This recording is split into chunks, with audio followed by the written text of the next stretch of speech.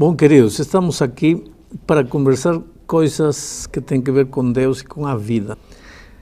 De Deus e da sua palavra não podemos falar sem pedir a presença divina, por isso vamos a fazer uma oração. Querido Pai, ilumina nosso entendimento para compreender o estudo que faremos agora. Em nome de Jesus. Amém. Veja, todo mundo quer ser feliz nesta vida. Eu acho que sou um louco para não querer ser feliz. A pergunta é, se todo mundo quer ser feliz, por que não todo mundo é feliz? Porque para ser feliz não basta querer ser feliz, porque se de querer ser feliz dependesse a felicidade, todo mundo seria feliz, porque todo mundo quer ser feliz. O problema é que para ser feliz precisa conhecer o caminho da felicidade. Veja, quando você compra um aparelho elétrico, um ferro, um DVD, um computador, qualquer coisa, chega em casa, está a caixa, abre, tem um plástico, em cima do plástico tem um livrinho, chama-se o Manual de Instruções. Para que está esse manual aí? Para que, seguindo o manual, o aparelho te dure o máximo que possa te durar e te produza o máximo que possa produzir. Agora, o que acontece com a gente? A gente pega o manual e joga fora e começa a manusear o aparelho até que dá certo. Às vezes a gente só lembra do manual quando quebrou o aparelho. Bom, você não é um aparelho, é gente linda. E quando Deus te criou, Ele não te deu um manual de instruções. Deus te deu um manual de vida, um manual de procedimento. Se você seguir o manual, você vai ser feliz. As pessoas não são felizes neste mundo simplesmente porque ignoram o manual. E esse manual, ao que estou me referindo, é a palavra de Deus. A Sagrada Escritura, a Bíblia, o livro sagrado, como queiramos chamar. A pergunta é, por que acreditamos que este livro é a palavra de Deus? Então eu quero ler para vocês um texto que está registrado aqui em 2 Timóteo, capítulo 3, versículo 16, 17, diz assim: toda a Escritura é inspirada por Deus e útil para o ensino, para a repreensão, para a correção, para a educação na justiça, a fim de que o homem de Deus seja perfeito e perfeitamente habilitado para toda boa obra. Me impressiona isto que diz, perfeitamente habilitado para toda boa obra. O dia que o ser humano aceitar que este livro é a palavra de Deus e tomar os princípios e aplicá-los à vida, ele estará habilitado para toda boa obra, para ser um esposo feliz, um empresário produtivo, um filho feliz, um ser humano realizado, enfim. Por que tem muita gente derrotada nesta vida? Simplesmente porque não conhece o manual de instruções, não conhece o mapa, o roteiro, o caminho para ser um homem feliz. E eu acredito que este livro é a palavra inspirada de Deus, simplesmente porque o próprio texto bíblico diz que toda Escritura é inspirada por Deus. Vou ler um texto mais e vou dar lugar para algumas perguntas que vocês talvez queiram fazer. E o segundo texto está aqui na segunda epístola de Pedro, capítulo 1, versículo 21. Diz assim: porque nunca jamais qualquer profecia foi dada por vontade humana. Entretanto, homens santos falaram da parte de Deus, movidos pelo Espírito Santo. Ou seja, os escritores bíblicos foram inspirados por Deus e Deus deixou com eles a mensagem que chega até nós hoje para nos mostrar o caminho da felicidade. Pastor, o senhor está falando sobre a inspiração, os autores. A Bíblia ela é composta por vários livrinhos, não é? Agora, foi um autor só, uma pessoa só que escreveu todas essas linhas, essas palavras? Nós temos ali o primeiro livro, Gênesis, o Apocalipse. Foi a mesma pessoa no mesmo período? Não. Foram 40 autores. E há uma coisa interessante, bom que você fez essa pergunta, porque veja, Moisés, que escreveu o primeiro livro da Bíblia, Gênesis, não conheceu São João, que escreveu o último livro da Bíblia, que é Apocalipse. E entre eles dois há uma diferença de mais ou menos 1500 e poucos anos. 15 séculos de distância entre ambos. E, no entanto, se você lê a Bíblia, você vai ver que parece que um dia os 40 escritores bíblicos se reuniram numa sala e combinaram. Eu escrevo de aqui até aqui, você continua de lá até lá, você vai aqui, você trata este tema, você este tema, porque tem uma unidade perfeita, dá a impressão de que foi um só autor, e, no entanto, foram 40 diferentes escritores. Por que tudo isto? Simplesmente porque por trás deles havia uma mente superior, a mente divina, inspirando. E essa, para mim, é outra prova da inspiração da Bíblia, a unidade de mensagem. Pastor, mas o senhor acabou de colocar que foram 40 homens que foram usados, inspirados por Deus, não é, para escrever a Bíblia. Agora, esses homens, vocês dizem que foram inspirados por Deus, mas quem me garante que eles realmente foram inspirados? Porque eu posso chegar para o senhor, escrever um livro e falar, olha, pastor, eu fui inspirada e está aqui o meu livro, você tem que acreditar nele. É verdade, é verdade. Como é que é isso? Se a declaração dos escritores bíblicos que dizem que foram inspirados por Deus fosse a única prova da inspiração da Bíblia, você teria razão. Mas acabo de mencionar outra razão para a inspiração da Bíblia, que é a unidade de mensagem. Como você explica que 40 autores que não se conheceram escreveram a mesma coisa? Mas tem mais, tem profecias bíblicas que provam que uma mente que conhece tudo, que conhece o futuro desde o passado, inspirou a esses escritores bíblicos. Por exemplo, só vou te mencionar o caso de Isaías. Aqui em Isaías 40, 22, encontro uma coisa interessante. Diz assim: Ele, referindo-se a Deus, é o que está assentado sobre a redondeza da terra, cujos moradores são como gafanhotos. Quer dizer, Isaías, muitos séculos atrás, dizia que a terra era redonda. Só que a ciência não acreditava. Vocês conhecem um pouco da história. Até 400 anos atrás, 500 anos atrás, as pessoas pensavam que a terra era plana, era quadrada, e a Bíblia dizia, não, a terra é redonda. Então a ciência daqueles dias dizia, quem tem razão? A Bíblia, aquele livro, ou a gente que é a ciência? Se nós, os cientistas, estamos dizendo que a Bíblia, que a terra é quadrada, é plana, é plana.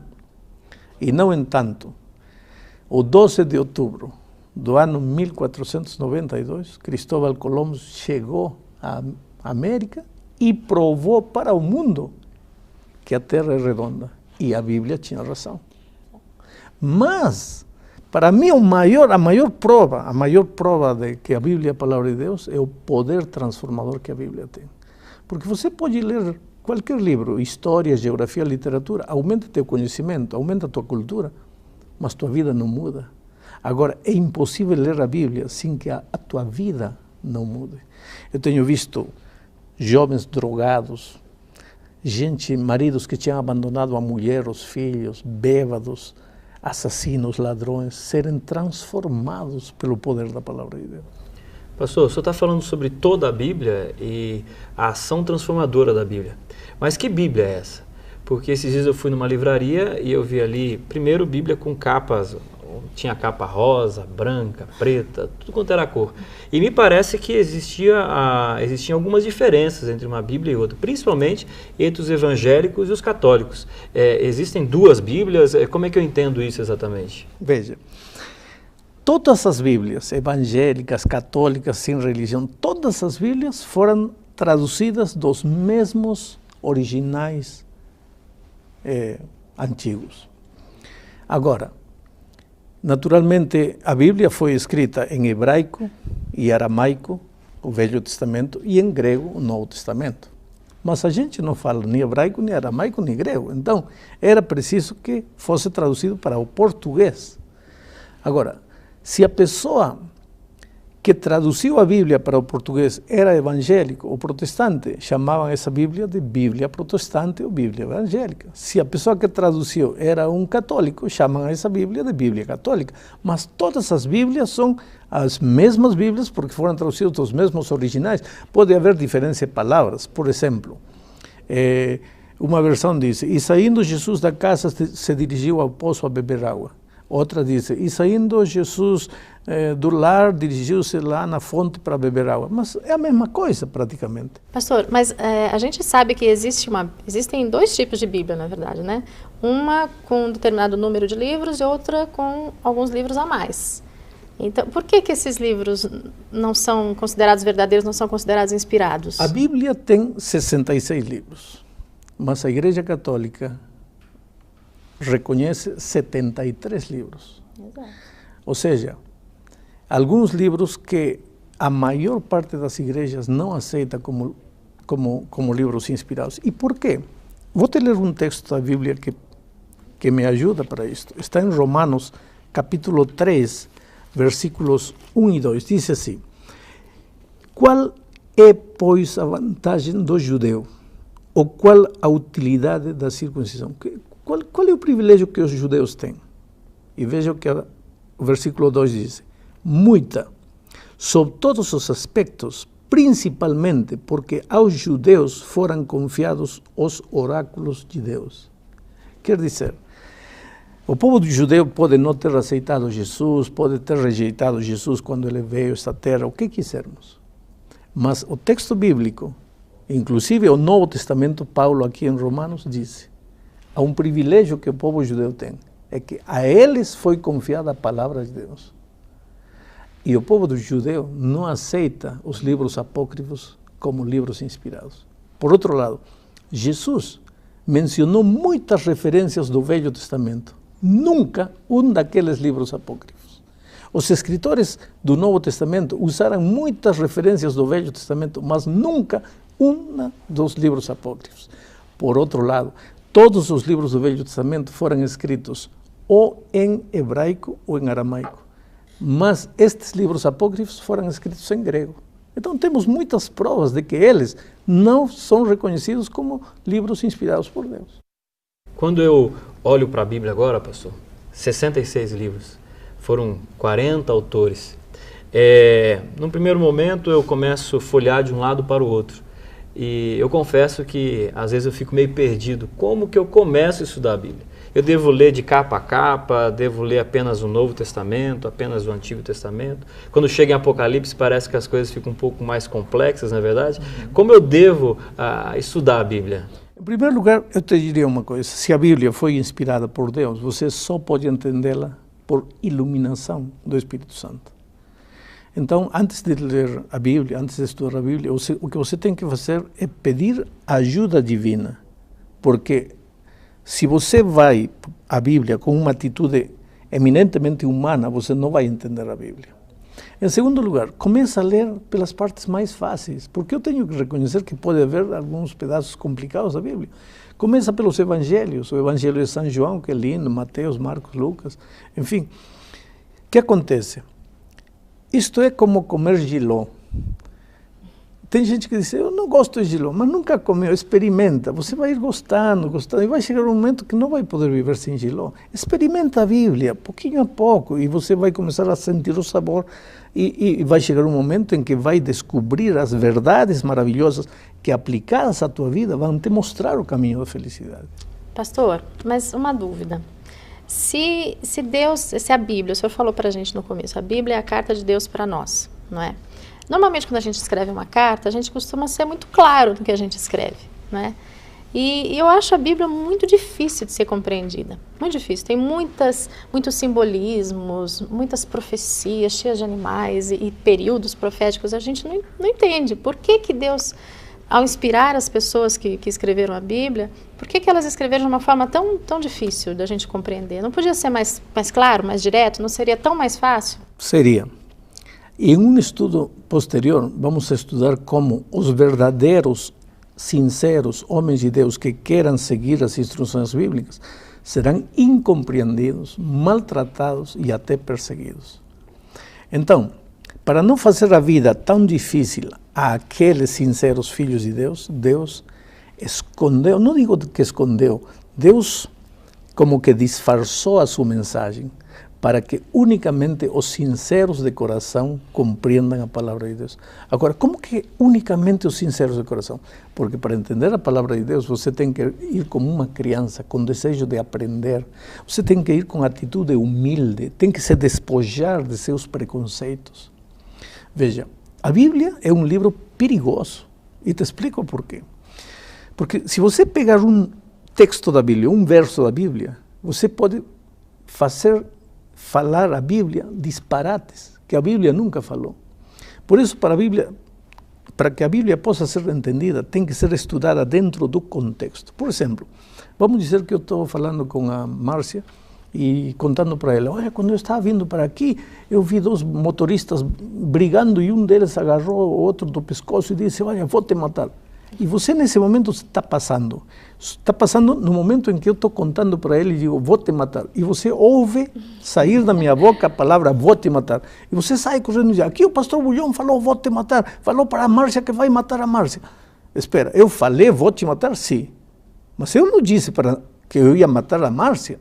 Eu estava contando para ela uma história. Mas você pega a palavra, vou te matar, e anda dizendo que... É decir, está escrito, mas não é isso que está querendo dizer. Para entender a Bíblia, você tem que ler o contexto, para saber o que o texto está falando.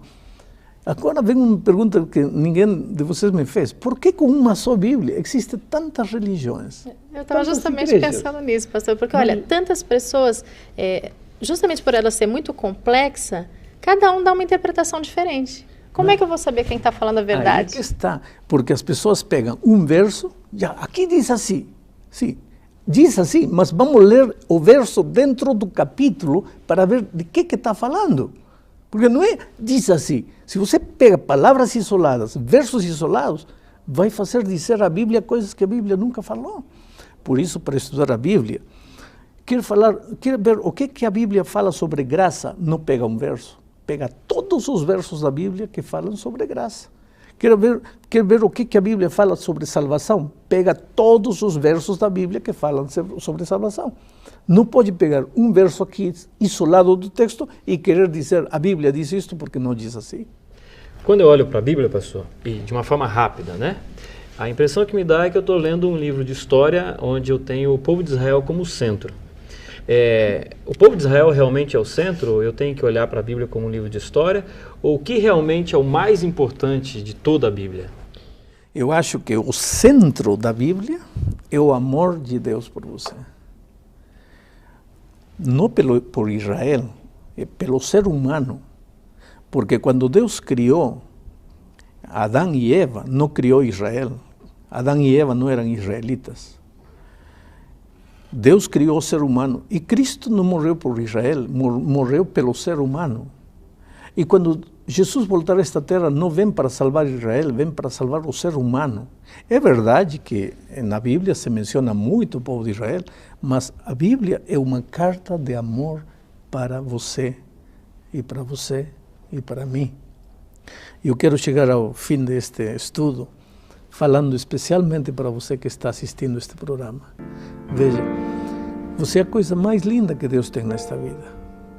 Ele ama você, Ele gosta de você. Ele gosta de você como você não tem ideia. Agora, você acha que Ele te criou e te colocou neste mundo e diz assim, agora você vire-se aí e tente ser feliz do jeito que você puder? Não. Neste momento, Ele conhece tuas lutas, conhece tuas dores, teu sofrimento.